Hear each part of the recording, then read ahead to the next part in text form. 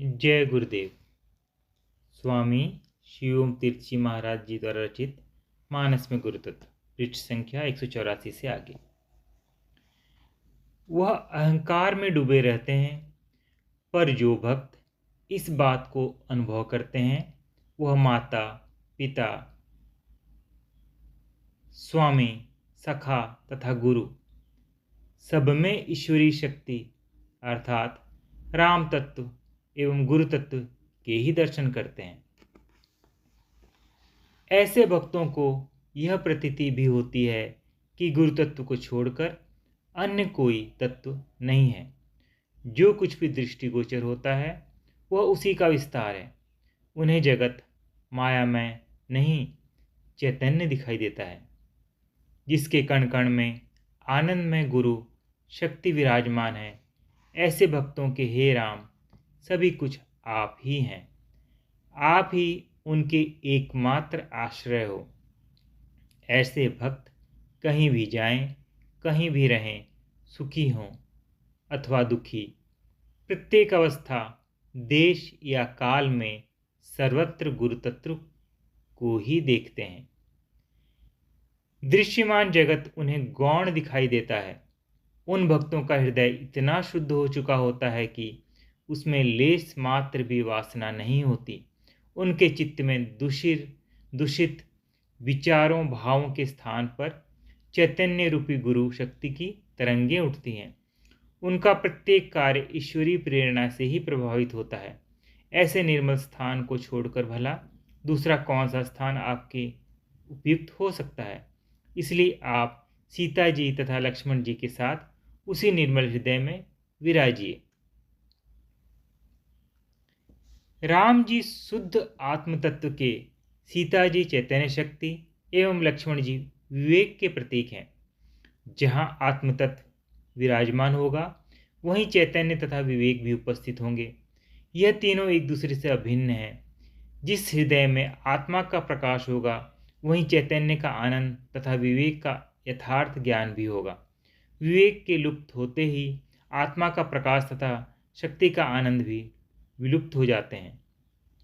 चैतन्य का आनंद सामने से हटते ही विवेक तथा आत्मज्ञान भी विलीन हो जाते हैं। आत्मज्ञान के चित्त से ओझल होते ही शक्ति का आनंद तथा विवेक भी चित्त को छोड़ देते हैं। किंतु एक भक्त के चित्त में तीनों के दर्शन किए जा सकते हैं।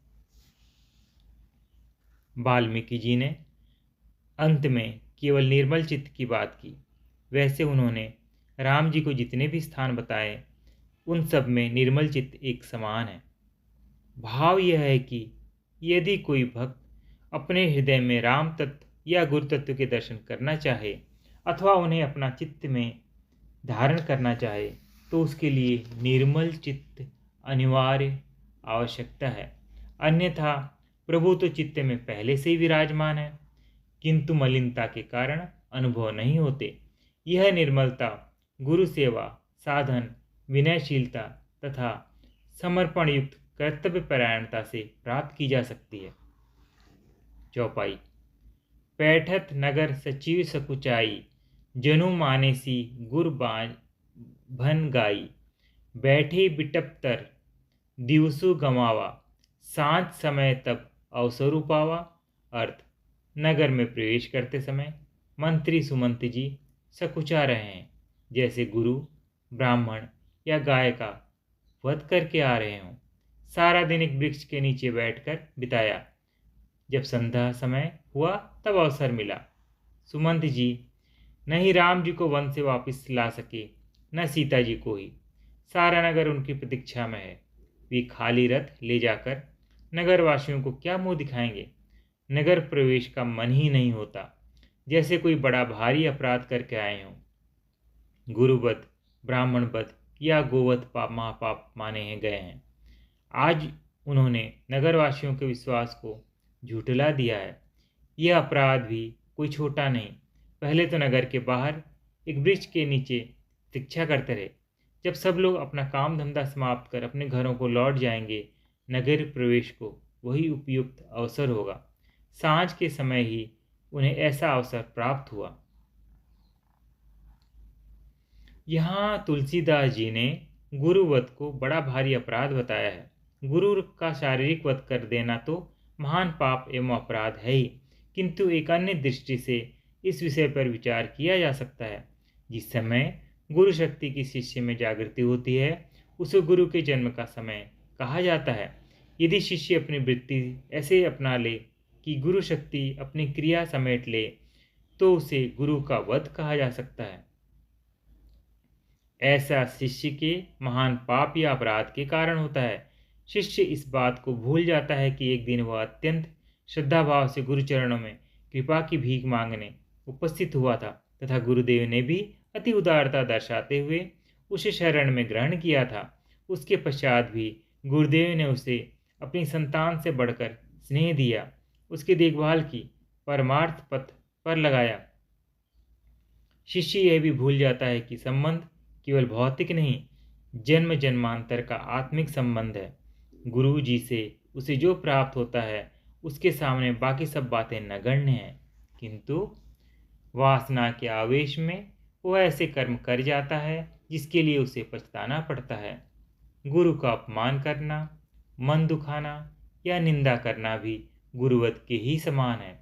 शिष्य को गुरु के साथ प्रत्येक व्यवहार सावधानीपूर्वक सोच समझकर अत्यंत नम्रता से करना होता है। जो बात गुरु जी को पसंद नहीं हो उसे तो कभी भी करना उचित नहीं, जो पसंद हो उसे करने में ढील करनी चाहिए। जो पसंद हो उसे करने में ढील नहीं करनी चाहिए। गुरु आदेश का तत्काल पालन शिष्य का कर्तव्य है। यदि कभी अवज्ञा हो भी जाए तो हाथ जोड़कर चरण पकड़कर विनय करते हुए क्षमा मांग लेवे। सद्गुरु बड़े दयालु होते हैं, क्षमा कर देते हैं। यदि शिष्य अपने कर्तव्य के प्रति लापरवाह होता है तो गुरु को बड़ा मानसिक क्लेश होता है। वह भी गुरुवत के ही समान ही है। समझा समझा कर जब गुरु थक जाते हैं तो समझाना बंद कर देते हैं, किंतु मन में प्रसन्नता का भाव नहीं रहता। तब शिष्य गुरु आशीर्वाद से वंचित रह जाता है। वध या अवज्ञा शिष्य तभी करता है जब उसका ध्यान गुरु तत्व से हटकर वृत्ति बहिर्मुखी हो जाती है। गुरु तत्व में स्थित रहने से शिष्य विकारों से कभी प्रभावित नहीं होता। इन सारी बातों का संकेत तुलसीदास जी ने एक छोटे से वाक्य में दे दिया है कि सुमंत जी ऐसा अनुभव कर रहे हैं जैसे गुरुवत करके आए हों। सोरठा। गुरसन कहब संदेशु बार बार पद पदुम गही, करब सोई उपदेशु जेहि न सोच मोहि अवधपति। अर्थ, बार बार चरण कमलों को पकड़कर गुरु जी से मेरा संदेश कहना कि वे वही उपदेश दें जिससे अवधपति जी मेरी सोच न करें। सुमंत जी महाराज दशरथ के पास लौटकर उन्हें राम जी का विवरण सुना रहे हैं। उन्होंने कहा कि राम जी ने गुरु जी को भी एक संदेश भेजा है तथा उसके पूर्व बार बार चरण पढ़ने को कहा है। हे गुरुदेव, पिताजी को ऐसा उपदेश दीजिए जिससे मेरी चिंता न करें। राम जी शिष्य की मर्यादा का पूर्ण रूपेण पालन कर रहे हैं। सुमंत जी को कहते हैं कि गुरुदेव को संदेश देने से पूर्व मेरी ओर से बार बार पांव पड़ना। संभवतः तुलसीदास जी ने विस्तार भय से संदेश की पूरी प्रक्रिया यहाँ नहीं लिखी है। पूरा क्रम इस प्रकार हो सकता है। हे सद्गुरुदेव, आपके श्री चरणों में मेरा बारंबार प्रणाम है। मैं यहाँ बहुत आनंद में हूँ, किसी प्रकार का कोई कष्ट नहीं है। हे परम निधान, यदि मुझे किसी प्रकार का दुख है तो केवल यही कि मैं श्री चरणों से बहुत दूर होने से प्रत्यक्ष सेवा के लाभ से वंचित हूँ।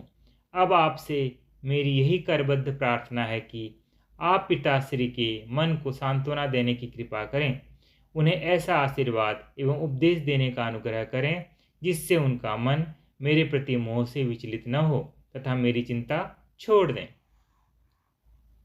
जब किसी पर कोई आपत्ति आती है या कोई समस्या खड़ी होती है, प्राणों पर आ बनती है तथा आशा की कोई किरण दिखाई नहीं देती, सब और अंधकार होता है, ऐसे में मन चाहता है कि कोई ऐसी शक्ति होती जिसे मैं इस समय सहायता के लिए पुकार सकता।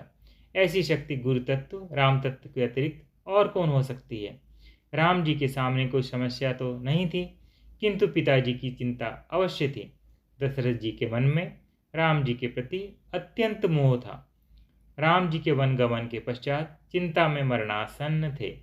उन्हें समझाने वाला दूसरा कोई नहीं था। ऐसे में राम जी ने सदगुरुदेव की शरण लेना ही उचित समझा। चौपाई।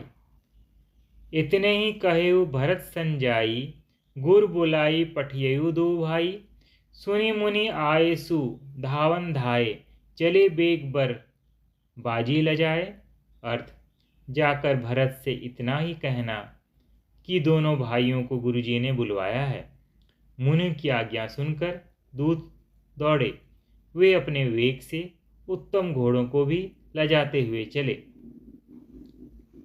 दशरथ जी ने राम जी के वियोग में शरीर त्याग दिया। राजभवन में हाहाकार मच गया। दो भाई वन में, दो भाई दूर के देश में अयोध्या सुनी। गुरु जी ने दशरथ जी का शरीर तेल भरी नौका में सुरक्षित रखवा दिया तथा दूतों को बुलाकर कहा कि अत्यंत वेग से जाओ तथा भरत शत्रुघ्न को शीघ्र बुला लाओ। केवल इतना ही कहना कि गुरुजी ने बुलाया है। विपत्ति के समय सदगुरु के उत्तरदायित्व तथा उसके निर्वाह की ओर ध्यान दीजिए।